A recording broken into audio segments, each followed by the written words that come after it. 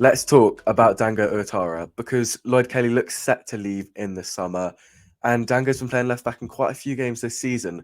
So I was thinking, can he be a permanent left back? Before we jump into all the analysis and chat of all of it, just drop a like down below. It will help push it on the algorithm. Subscribe for weekly videos in the future and leave a comment. What do you think? Dango at left back or not? But let's talk about it. Lloyd Kelly, of course, this isn't set in stone, but his contract runs out this summer, and we've had interest from Newcastle in about January, February kind of time. Talk of Spurs being interested. A lot of clubs in Italy as well, Juventus, Milan, etc. So it looks like Lloyd Kelly will be leaving, and I think that he's an excellent left back. I've actually criticised him a lot, like about a year or two ago, but I think he's been so good this season. I think defensively, he's such a good left back. But also in the attack, like he's not a classic, overlapping left back, but he's got a great pass on him, and he's also got a great cross on him. So sort of technical ability there with that left foot at left back has been really important to us this season. So I think it will be disappointing to see Kelly leave, but I think he'll go on to great things. I think that if he signs for a big club in England or across in Italy, somewhere in Europe, I think he'll do great things on the European stage. If Dango moves into left back, this isn't going to be a like-for-like replacement. Of course it's not, because Dango's an attacking left back, Kelly's a defensive left back, so that's already a difference there. Also in their attacking strengths, as I said before, Kelly is all about that feet with the ball, technical ability, and Dango's very much relies on his speed to suit the team in attack. And the other person we need to consider is Milos Kerkez, because of course he is our other left back. And if we talk about him, there's been talk of Kerkez moving on in the summer, potentially. All this controversy over his Twitter talks about him reposting a picture of the Chelsea photo. I think that's all a bit of rubbish, to be honest with you. But he has been very good, and there has been concrete interest from teams like United and Chelsea. So we could potentially be seeing Kerkez move on in the summer. Regardless of this, do you guys think that Kerkez could move to the wing? Because I did a video on this. He's played quite a few matches on the wing this season. So if Kerkez becomes a left winger, that's even more potential for Dango to become a left back. So if you look at that, if Kerkez and Kelly leave, Dango surely becomes at least our backup left back. If not first team left back, signing another left back to be the backup to him. If Kerkez moves to the wing and Kelly leaves, again, that's the exact same situation. So with both these left backs, Lloyd Kelly and Milos Kerkez, their future at the club potentially suits Dango to move into a left back position. Is Dango better than Kerkez? Because I think they've both had very good seasons at left back. And I think they both do struggle defensively. And I think they both exceed in the attack. I think they're different attacking players. I think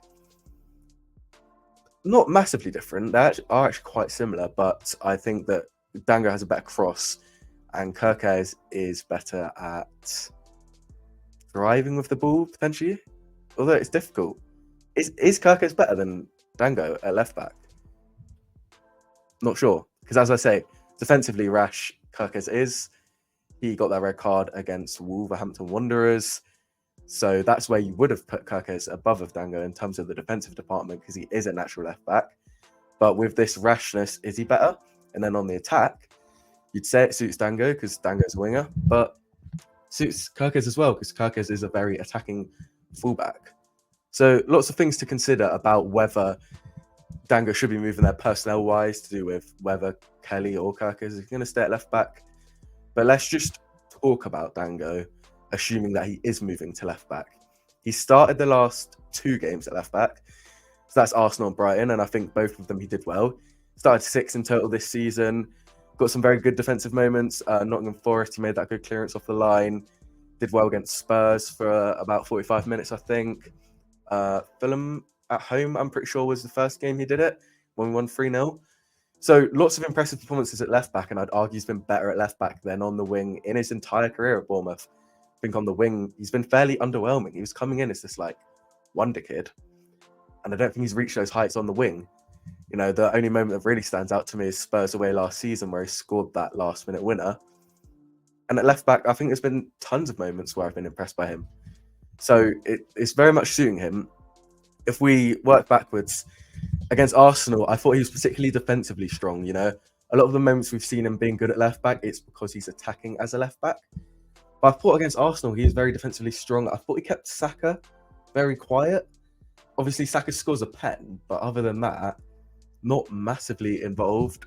He won 3 tackles, the most on the pitch. An incredible 13 duels on the pitch, most again. Saka only beaten once with a dribble. Saka lost the most duels in the match with 12. So I'm assuming those duels won for Dango correlate there.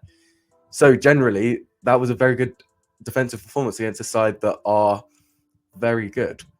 Very good attacking side, Arsenal are. I think there are a few moments where Dango wasn't in his position at left back. He was quite high up the pitch. And then Lewis Cook seemed to drop into that left back slot when there was like a counter attack. But I'm assuming that's a systematical thing from Iraola and not really something we need to pin on Dango Ouattara. Brighton is the match before that where he played left back, and I thought he was more attacking than he was against Arsenal, understandably, because Arsenal is, you know, a match where we need to be doing a lot more defending. Brighton didn't really challenge us, and Dango had lots of great opportunities to show off his attacking prowess, and fair enough to him. We'll jump into a little bit of analysis. Of course, he did that assist for Unal, a nice lofted cross into the box, but really it's all about that movement of Unal, whether Dango spotted that early on, perhaps, whether this is something we've worked on training, perhaps, but we've all seen this assist. It's very good. Some of the stuff you might not have seen or picked out when you're in the stadium, and I certainly didn't till I watched this back. Dango is the player here, of course, making a late run. He's very central, and he's got loads and loads of space in front of him. There's no sort of defensive midfielder sitting there, so you've just got these 3 centre-backs of Brighton just outside the box that are covering Kluivert and Dom. Ball's out wide there, and there's loads of space for Dango to run in and make that late run very centrally, as I say. Something peculiar perhaps, but he can make that late run into the box, and there's the opportunity for that pass to be drawn back to him on the edge. It doesn't, but is this something that Iraola is working on, with Dango being, you know, a late runner in the box, which we'd normally see from someone like Philip Billing, but in fact coming from left back, inverting in and making that late run there? Potentially something there. Just get rid of this here, and you can see we have a good counter attack here. That's Kluivert just receiving the ball there in the middle, and Dango's already making a steaming run up the left wing, which is something we can credit him for. He's always there. He's always very quick, always getting in great positions there. So if this is a good counter attack, Dango's a great opportunity there to get a good chance. But Kluivert loses the ball here. It's a very quick turnover. You can't even see Dango, but he's essentially just out of the frame on the bottom left corner, and the ball gets played forward, and you still can't see Dango here. And this is the problem. As I say, when Dango was up here getting ready for the counter attack, if there's a quick turnover, Dango's nowhere to be seen. And I think we saw this against Arsenal a couple of times as well. Quick turnovers when Dango's getting ready to attack can potentially harm us, because the ball comes back. Dango's nowhere to be seen. And this is Buonanotte on the ball. Senesi's got to be drawn out to him.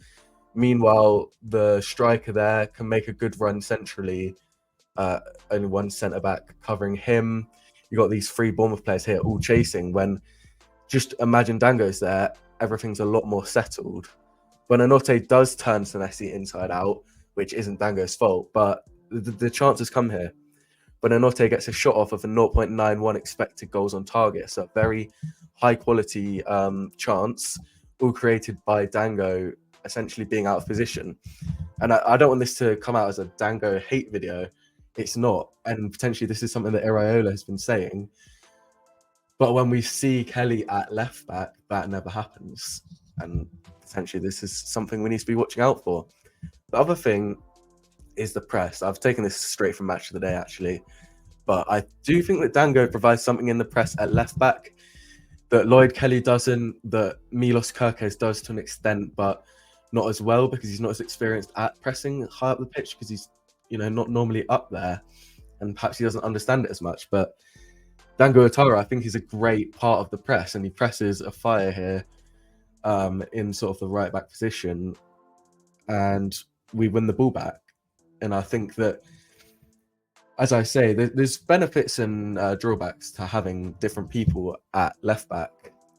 But one of the benefits of Dango at left back is the press, alongside with great attacking potential, being defensively sound, alongside other things. Whereas Kelly, you get a proper defensive player, but you'd never see him that high up the pitch doing the press. So it's a hard debate. Who's better all round? We've got 3 left backs at the club. The reason I'm making this video is because I do expect Kelly to leave. So I'm not going to compare him, but Kerkez and Dango, who do you guys think is a better all-round left back? Drop a comment down below. Because I actually think it's Dango. From what I've seen this season, Dango's been a better all-round. Defensively, I'd argue better.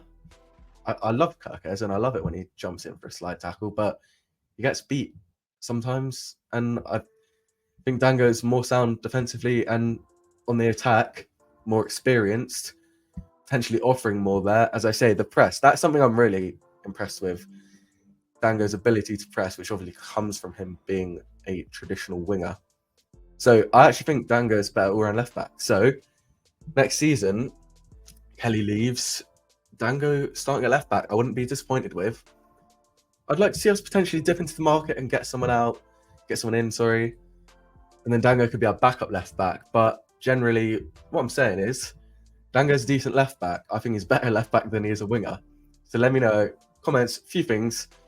Is Dango our best left back next season if Kelly leaves? And is Dango a better left back than a left winger? Lots to talk about there, lots to think about. Make sure you subscribe down below for lots of more tactical analysis on Bournemouth in the future. Drop a like, and yeah, come back, and I'll catch you guys later.